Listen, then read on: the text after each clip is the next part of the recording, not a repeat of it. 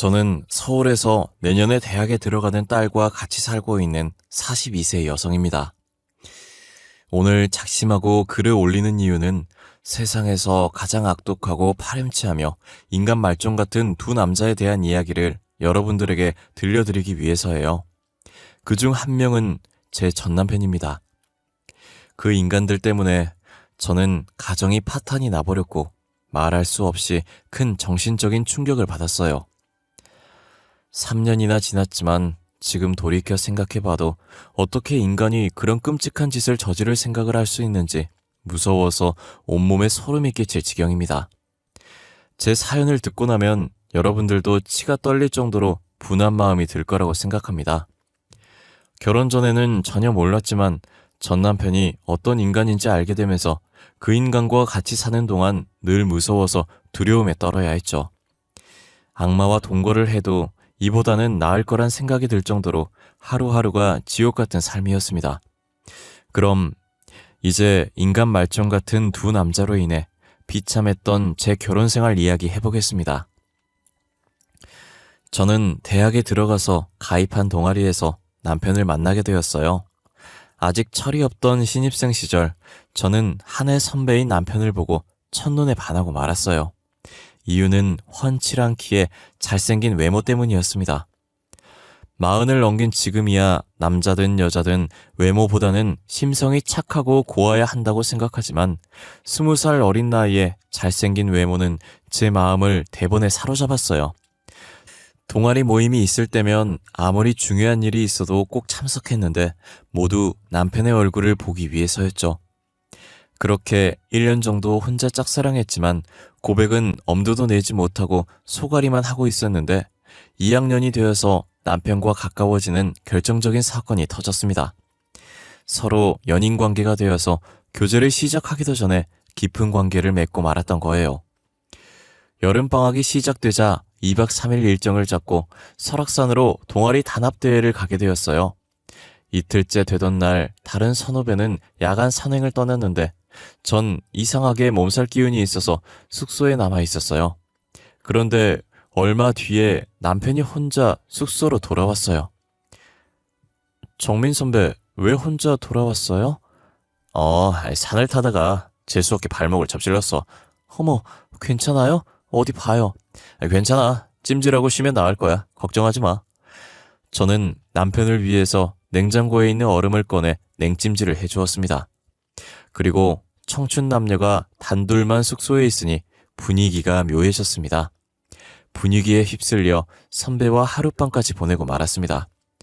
처음부터 저는 남편에게 호감이 있었지만 그렇게 빨리 사랑을 나누게 될 줄은 꿈에도 몰랐어요. 하지만 그 일을 계기로 남편과 저는 동아리에서 인정하는 공식 커플이 되었으니 소원을 이룬 셈이었죠. 그런데 한 달 뒤에 몸이 뭔가 이상하고 찜찜한 생각이 들어서 임신 테스트를 해봤는데 아니나 다를까 양성 반응이 나오고 말았어요. 저는 눈앞이 캄캄해지고 날벼락을 맞은 심정으로 이제 어쩌면 좋냐고 남편에게 울면서 말했는데 남편은 아주 태연한 표정이었어요. 뭘 어떻게 해? 같이 살아야지. 우리 어차피 결혼할 거 아냐? 그렇기는 한데 이게 뭐야. 대학 졸업도 안 했는데 애가 생기다니 어떡해. 어차피 생길 애잖아. 원래 애는 빨리 나와서 후딱 키우는 거라고 하더라고.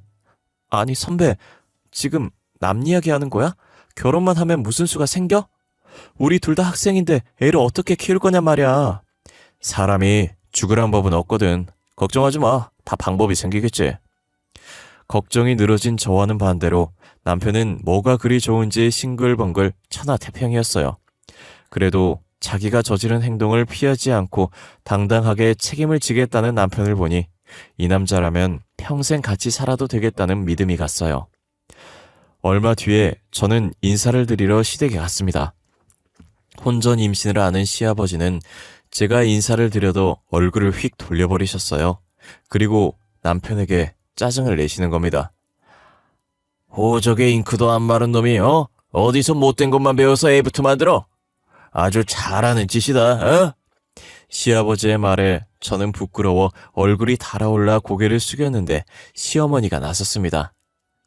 이게 전부 당신 닮아서 그런 거라고요. 꿈 많은 처녀였던 나를 임신시켜서 인생을 완전히 망친 사람이 누군데 그래요? 아이, 그때하고 지금하고 세상이 같아? 옛날에야 손이 귀하니까 애부터 만들었지만 요즘 덮어놓고 임신부터 하는 사람이 누가 있어? 시끄러워요. 아무튼 다른 사람은 몰라도 당신은 세기 임신을 따질 처지가 아니에요. 알았어요? 아이, 나 원참. 시어머니가 확실하게 못을 박자 시아버지도 무안해서 헛기침을 하시더니 입을 다물고 말았어요. 시어머니도 혼전 임신으로 남편을 가졌던 거예요. 내가 정민이 놈만 안 생겼어도 저런 날건달 같은 인간하고 살맛대고 사는 끔찍한 일은 없었을 텐데. 아휴, 내 팔자야. 시어머니는 그 아버지의 그 아들이라는 말처럼 남편도 대를 물려 결혼 전에 애부터 만들었다고 하시면서 제 손을 잡고 따뜻하게 웃으셨어요. 애야, 아무 걱정하지 마라. 철없는 불장난이지만 이왕 벌어진 일 애 낳고 잘 살도록 해라. 내가 도와줄 테니 대학 공부도 포기할 생각하지 말고 계속 하거라. 알았지? 네, 어머님, 감사합니다. 정민이 놈이 아직 철이 없고 망나니 같아서 걱정이다만 힘든 일 생기면 뭐든지 나하고 의논해서 해결하도록 해라. 시어머니의 말을 들으니 앞날이 걱정되어서 무거웠던 마음이 조금은 가벼워지고 자신이 생겼습니다. 양가 부모님들은 제 배가 눈에 띄게 불러오기 전에 식을 올려야 한다고 생각하셔서 서둘러 결혼식을 올렸고 저는 대학도 졸업하기 전에 딸을 낳고 유부녀가 되었어요. 막상 결혼을 하고 시댁에서 얻어준 아파트에 전세로 들어가서 신혼을 시작했지만 둘 다 학생 신분이라 생활비 마련이 걱정되었죠. 하지만 시어머니가 저희들의 스폰서를 자처하고 나섰습니다. 아가, 너하고 정민이 대학 졸업할 때까지는 내가 생활비 보태줄 테니까 걱정하지 말고 넌 공부를 계속하면 된단다. 시어머니는 제게 매달 생활비를 주시면서 대학 공부를 계속하라고 격려해 주셨고 아직 젖먹이인 딸을 낮 시간 동안 맡아서 돌봐줄 것도 직접 알아봐 주셨어요. 시어머니의 깊은 배려와 자상함에 전 마음이 울컥해져서 감격의 눈물을 흘렸습니다. 어머님, 정말이지 너무 감사드려요. 졸업하면 취직해서 지금까지 받은 은혜 전부 갚아드릴게요. 아유, 그래. 난 너를 며느리라고 생각해 본 적이 한 번도 없다. 내 딸 자식으로 생각하고 있어. 그러니 부담 가지지 말고 내 도움이 필요하면 언제든지 말하거라. 생활비를 시댁에 의존하고 있으니 시어머니와 자주 만나게 되었죠. 저를 만날 때마다 시어머니는 신세한탄처럼 어떻게 시아버지와 결혼을 하게 되었는지 귀에 못이 박히도록 들려주었어요. 아휴, 무슨 놈의 팔자가 이렇게도 사나운지. 내가 저런 백수건들 같은 인간을 만나서 살부치게 살게 될 거라고는 상상조차 해본 적이 없었는데. 아휴, 내 팔자야. 시아버지는 젊은 시절부터 일은 하지 않고 거의 백수로 지내면서 술과 여자로 방탕한 생활을 해왔다고 해요. 둘은 어려서부터 같은 동네에서 살아서 친하게 지내는 오빠와 여동생 사이였고 중고등학교를 다닐 때는 불량한 애들이 시어머니를 괴롭히고 돈을 빼앗거나 하면 어김없이 시아버지가 나서서 그 애들을 혼내줬다고 하네요. 시아버지는 당시 학교에서 1등 그룹에 속해 있었다고 해요. 공부는 거의 전교 꼴찌 수준이었지만 싸움 실력은 전교에서 10손가락 안에 들 정도였다고 하더라고요. 그런 시아버지가 든든하고 믿음직스러워서 친오빠처럼 의지하면서 지냈지만 시어머니의 집안에서는 당연히 학교에서 말썽만 피우고 다니는 시아버지와 가까이 지내는 걸 탐탁지 않게 생각하셨죠. 주연아, 저런 날건달 같은 놈하고는 상종을 하지 마라. 될성 싶은 나무는 떡잎부터 한다고 지금도 공부는 안중에도 없고 늘 사고만 치고 다니는데 분명히 건달로 지낼 거야. 엄마, 종철이 오빠를 너무 싫어하지 마. 알고 보면 착하고 순진해. 뭐야? 주연이 너 설마 그놈 좋아하는 거야? 그냥 좋아하는 동네 오빠일 뿐이야. 너 혹시라도 이상한 생각하면 절대로 안 된다. 걱정하지 마. 나도 종철 오빠랑 결혼할 생각은 조금도 없으니까. 엄마의 걱정에 시어머니는 결혼할 것도 아닌데 친하게 지내면 어떠냐고 하면서 대수롭지 않게 여겼다고 해요. 고등학교를 졸업한 시어머니는 대학을 가지 않고 장사를 시작하셨다고 합니다. 여자가 대학은 나오면 뭐하니? 그저 빨리 사회생활하면서 돈이나 모으다가 좋은 남자 만나서 시집이나 가는 게 최고야. 시어머니는 옷가게를 운영하던 엄마의 권유로 옷가게에서 일을 거들면서 장사를 배우기 시작했어요. 그리고 몇 년 뒤에는 시어머니가 완전히 맡아서 운영하면서 옷가게 규모는 더 커졌다고 해요. 그때부터 시아버지는 옷가게에 자주 드나들기 시작했고 시아버지의 끈질긴 유혹과 구애를 못 이겨서 어쩌다 술을 마시고 몇 번씩 밤을 같이 보냈대요. 그러다 그만 임신을 하게 되었다고 하더군요. 애까지 생겼으니 이제 넌 내 여자야. 다른 생각하지 말고 빨리 결혼해서 같이 살자. 뱃속에 든 내 자식과 마누라는 끝까지 책임질 거야. 시어머니의 부모님에겐 날벼락 같은 일이었죠. 설마 했던 일이 현실이 되자 기가 막혔지만 애까지 생겼고 온 동네에 소문이 파다하게 퍼진 마당에 둘의 결혼을 반대할 수 없어서 울며 겨자 먹기로 허락하고 말았던 겁니다. 어쩌면 처음부터 시아버지는 시어머니가 임신을 하기를 바랬는지도 모르는 일이란 생각이 들어요. 그걸 빌미로 시어머니와 결혼을 할 생각이었을 테니까요.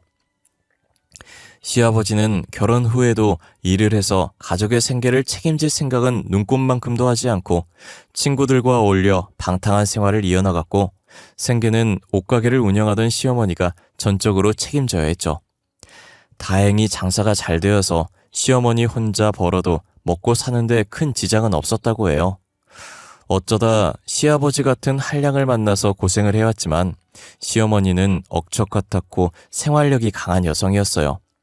생계를 전적으로 의존하다 보니 돈 문제가 나오면 시아버지는 큰 소리를 치다가도 꼬리를 내려야 했죠. 그리고 제게는 남편보다 더 든든한 지원군이었어요. 애 때문에 힘든 상황이 생기면 장사를 하느라 바쁜 와중에도 선뜻 딸을 맡아서 봐주셨어요. 제가 염치불구하고 딸을 맡기러 가게로 갈 때면 시어머니는 늘 웃으며 맞아주셨습니다. 안 그래도 우리 소영이가 보고 싶었는데 내 마음을 어떻게 알고 데리고 왔니? 자, 이거 얼마 안 되지만 용돈에 보태 써라. 어머니, 늘 이러시면 제가 너무 미안해요. 괜찮아. 엄마가 딸한테 용돈 좀 주는 게 무슨 대수니? 대신에 정민이 놈한테는 비밀이다. 알았지? 이렇게 저를 친엄마보다 더 살갑게 보살펴 주셨습니다. 시어머니의 전적인 후원으로 무사히 대학을 졸업하고 워킹맘이 일하기에 괜찮은 직장에 취직이 되었지만 남편이 문제였죠. 영 취직을 할 생각을 하지 않는 거예요. 여보, 대학 졸업한 지 1년이 넘었어. 언제까지 백수로 지낼 거야.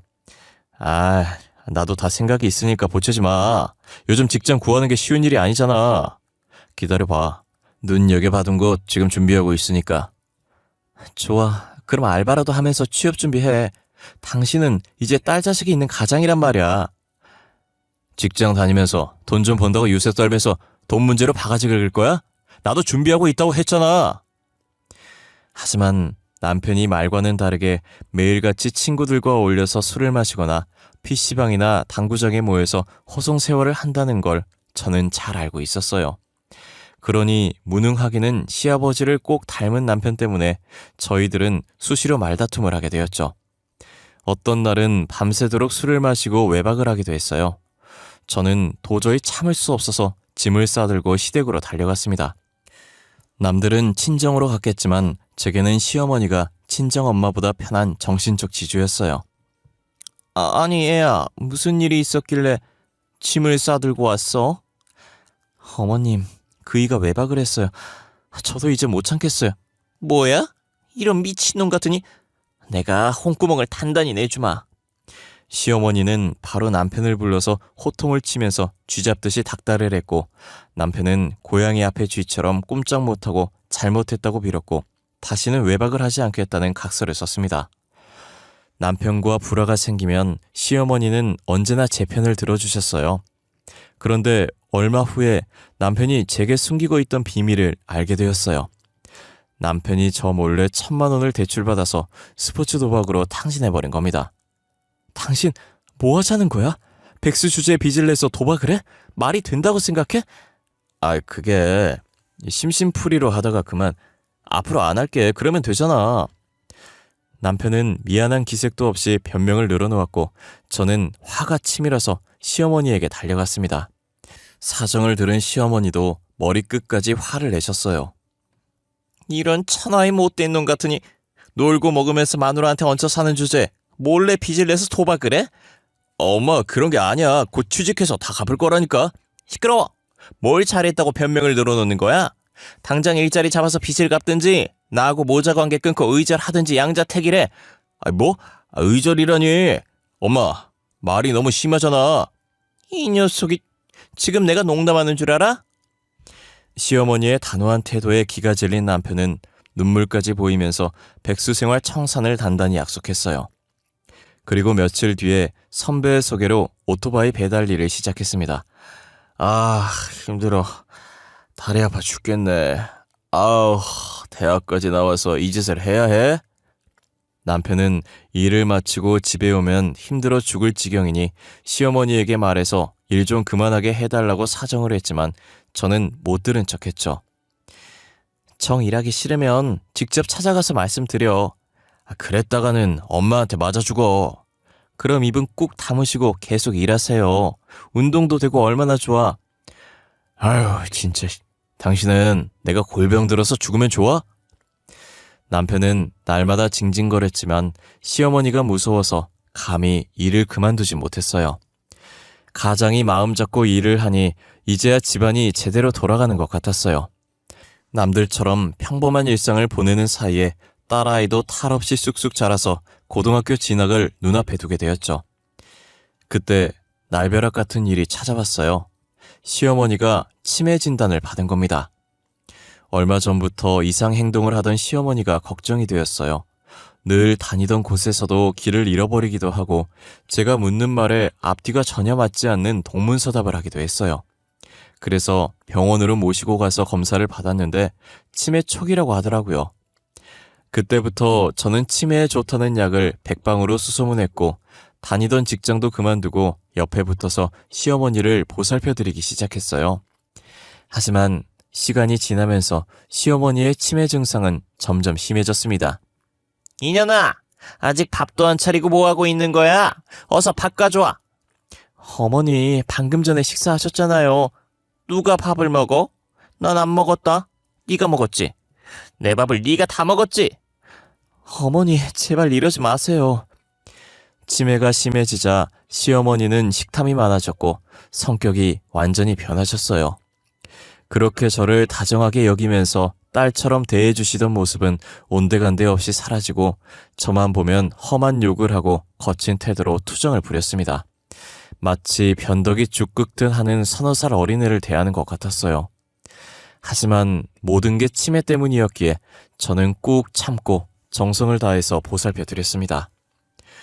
그런데 그때부터 시아버지의 수상한 행동이 시작되었어요. 시어머니가 치매로 정신이 오락가락하자 시아버지는 눈치를 보지 않고 아예 대놓고 젊은 여자와 어울려 바람을 피우고 다니시는 겁니다. 시아버지는 제가 보는 앞에서도 거리낌 없이 내연녀와 전화통화를 하면서 사랑한다느니 보고 싶어 미치겠다는 어이가 없는 말을 했어요. 아버님, 지금 뭐 하시는 거예요? 어머님이 치매라는데 걱정을 하기는커녕 다른 여자를 만나는 게 말이 되냐고요. 너야말로 시애비한테 뭐하는 짓이야? 난 아직 팔팔한데 노망난 마누라 똥수발이나 들어야 직성이 풀리겠냐? 정신 나간 마누라 때문에 내 인생까지 망칠 생각은 절대 없다. 시어머니는 죽든 살든 자기는 마음대로 즐기면서 살겠다는 시아버지의 어처구니 없는 말과 행동에 저는 기가 막혀서 넋이 나갈 지경이었죠. 더구나 남편은 모든 걸 알고 있었지만 그게 무슨 대수냐는 반응을 보였어요. 남자 말이야. 나이가 들어도 여자가 필요한 법이야. 엄마한테는 안 될 일이지만 아버지도 인생이 있는 거잖아? 뭐 엄마 수발은 당신이 알아서 해야 하는 거고. 남편은 은근슬쩍 시어머니를 돌보는 일은 제 몫으로 만들어 버렸어요. 사실 남편은 시어머니가 치매 진단을 받고 성격이 달라진 후로 시댁에는 발길을 끊어버렸어요. 엄마가 아프다는데 아들이란 인간이 어쩌면 저렇게 태어나고 무심한지 혀를 내두를 지경이었어요. 그것 때문에 여러 차례 남편과 다투고 싸웠지만 남편은 귀를 딱 막고 제 말을 듣지 않았습니다. 시아버지와 남편은 시어머니를 제게 떠넘기고 외면해버렸죠. 저는 그동안 시어머니에게 받았던 고마움과 사랑을 되갚을 기회라고 생각해서 힘들고 어려워도 웃으려고 애를 쓰면서 시어머니를 돌봐드렸습니다. 시어머니의 치매기는 예측이 불가능한 주식시장처럼 오락가락했습니다. 어떤 날은 예전의 모습 그대로 정신이 또렷했다가 또 어떤 날은 오물이 묻은 기저귀를 제게 던지면서 욕을 하기도 하셨어요. 그럴 때는 정말이지 참담한 심정이었지만 눈물을 꾹 참으며 뒤처리를 해야 했어요. 얼마 후에 저는 시아버지의 내연녀와 대면을 하게 되었어요. 세아가, 오늘 4시 애미 상태는 어떠냐? 오늘은 괜찮으세요. 방금 잠이 드셨어요. 그러면 집 앞 카페로 잠깐 나오거라. 내가 기니 할 말이 있다. 카페로 나가보니 제 또래로 보이는 젊은 여자가 시아버지의 옆에 딱 붙어서 다정하게 팔짱을 끼고 앉아 있었어요. 서로 인사해. 앞으로 자주 볼 사이니까. 반가워요. 치매에 걸리면 친자식도 내다 버린다는데 고생이 많겠어요. 그녀는 시아버지의 내연녀였고 저하고는 겨우 3살 차이밖에 나지 않았어요. 시아버지는 딸보다 어린 내연녀와 딱 붙어서는 뭐가 그리 좋은지 입이 귀에 걸려서 연신 웃고 있었습니다. 그런 꼴을 보니 저는 기분이 상해서 빨리 자리에서 일어나고 싶은 생각밖에 나지 않았어요. 무슨 일로 보자고 하셨어요? 그게 말이다. 아무리 생각해봐도 네 시애미를 요양원에 맡기는 게 좋을 것 같구나. 겉으로는 제가 너무 힘드니까 시설이 괜찮은 곳에서 치료를 받게 하자는 것이었죠. 하지만 속셈은 다른 데 있다는 걸 저는 잘 알고 있었어요. 걸리적거리는 시어머니는 요양원에 가둬버리고 내연녀를 아예 집안에 끌어들여서 살림을 차리겠다는 속셈이었죠. 저는 절대 그런 짓은 할 수 없다고 맞섰습니다. 아버님, 조강지쳐 버리고 잘된 사람 하나 없어요. 아내는 치매에 걸려있는데 딸 같은 여자와 바람이나 피우고 부끄럽지도 않으세요? 다시는 그런 말 하지 마세요. 제 말을 들은 내연녀는 얼굴이 벌겋게 달아올라서 저를 잡아먹을 듯이 노려봤고 시아버지는 불같이 화를 내면서 욕을 해댔어요. 아이고 그래, 너 참 잘났다. 평생 시애미 귀적이나 치우면서 살아라. 그러거나 말거나 시어머니를 그런 험악한 곳에 가둘 순 없었어요. 예상대로 제가 알아보니 시아버지가 말한 요양원은 무허가 시설 요양원이었고 병원이 아니라 거의 치매 환자들을 죽을 때까지 가둬두는 감옥이었어요. 그 일을 계기로 시아버지와 관계가 급격하게 틀어지게 되었죠.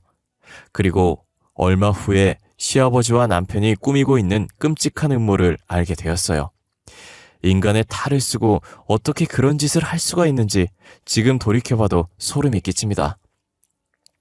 우연히 남편의 휴대폰에서 시아버지와 주고받은 문자를 보고 저는 경악해서 소리를 지를 뻔했습니다. 평소에 조심성이라고는 없었던 남편은 휴대폰 비밀번호 같은 건 걸어두지 않았거든요. 시아버지와 남편은 시어머니가 가지고 있는 상당한 재산을 전부 가로챌 궁리를 하고 있었어요. 의사를 구워 삶아서 중증 치매 진단서를 받아서 금치산자 판결을 받아낼 생각이었어요. 시어머니가 어느 정도 재산을 가지고 있다는 건 알고 있었는데 제 생각보다 상당히 많았습니다. 옷가게가 들어가 있는 건물이 시어머니 소유라는 걸 그들의 문자를 보고 처음 알게 되었어요.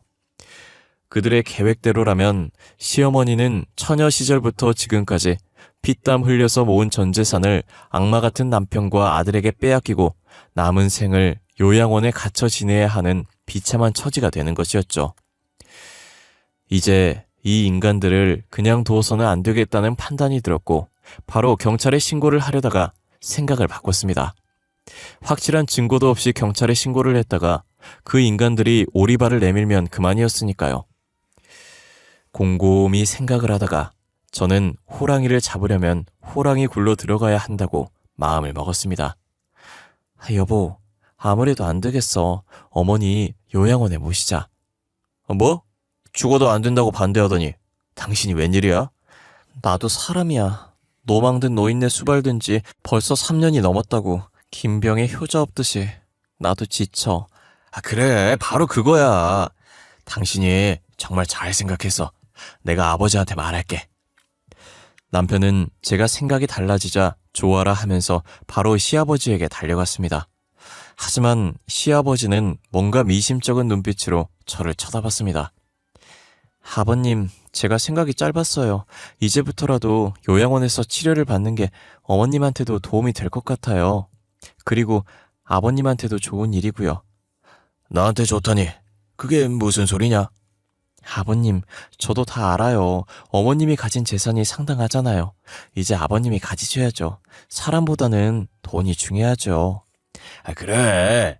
치매로 정신이 온전치도 못한 할망구 때문에 우리들 인생을 종칠 수는 없잖아.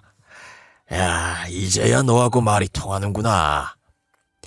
시아버지도 제가 한편이 되었다고 마음을 놓았어요. 며칠 후에 시어머니는 감옥 같은 더러운 요양원에 입원을 하게 되었습니다. 시어머니는 불안한 눈빛으로 저를 쳐다보았지만 저는 외면하면서 속으로 어머님 조금만 참으세요. 제가 저 인간들 피눈물이 쏙 빠지도록 해줄게요 하고 단단히 다짐했습니다.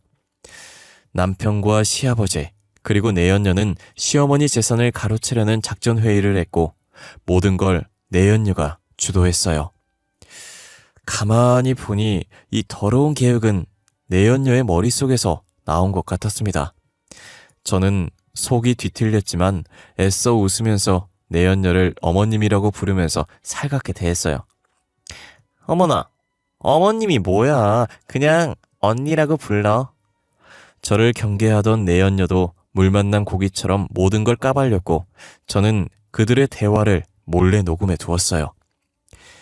드디어 그들의 계획을 실행에 옮기는 날이 되었습니다. 시아버지 내연녀와 그 인간들은 준비한 서류를 들고 와서 정신이 오락가락하는 시어머니에게 지장을 찍으라고 막무가내로 윽박질렀어요. 지장을 찍으면 밥을 주겠다는 시아버지의 말에 해맑게 웃으면서 지장을 찍으려는 순간 제가 변호사와 경찰을 대동하고 병실에 나타났습니다. 경찰들은 시아버지와 남편 그리고 내연녀를 사기와 공갈 그리고 특수감금죄로 체포했어요. 아니, 이게 뭐야? 여보, 당신 미쳤어? 뭐라고 말 좀 해봐. 남편은 무슨 말도 안 되는 짓이냐고 발버둥을 치면서 애처로운 눈빛으로 저를 쳐다보았지만 저는 그 인간을 차갑게 노려보면서 이혼 서류 받으면 도장이나 잘 찍어서 보내라고 말해주었어요. 네가 나한테 이런 짓을 하고도 무사할 것 같아? 어디 두고 보자. 내가 널 가만두지 않을 거야. 시아버지는 경찰에게 연행되면서도 끝까지 제게 악담을 퍼부었어요. 시아버지의 내연녀는 남편이 자주 가는 술집 여주인으로 바람을 피우다가 이혼당한 전력이 있는 여자였어요. 남편을 통해서 시어머니에게 상당한 재산이 있다는 말을 듣고 남편과 짜고 돈에 눈이 멀어서 시아버지를 홀렸던 거죠. 지금 시어머니는 호텔 같은 시설과 전문 의료진이 있는 좋은 요양병원에서 잘 지내고 계십니다. 의료진들이 정성을 다한 덕분에 치매 증상은 많이 호전되셨어요. 다만 한 가지 시어머니는 저를 딸로 생각하고 계세요. 그건 아무래도 좋다고 생각해요. 전 이미 그녀를 친엄마로 생각하고 있고 끝까지 딸처럼 보살피면서 지낼 작정이니까요. 신문이나 뉴스에서 심심치 않게 보험금을 노리고 남편을 죽이려고 했다든지 돈 문제로 친족끼리 칼부림을 했다는 기사를 볼 때마다 세상이 미쳤다는 생각이 들곤 해요. 아무리 사는 게 어렵고 힘들어도 최소한 인간으로서 지켜야 할 도리는 하고 살아야 한다고 생각합니다. 여러분들도 돈에 눈이 멀어 인간의 도리를 저버리는 일이 없기를 바랍니다. 긴 글 읽어주셔서 감사드리며 오늘도 행복한 꿈 꾸시고 건강하시길 바래요.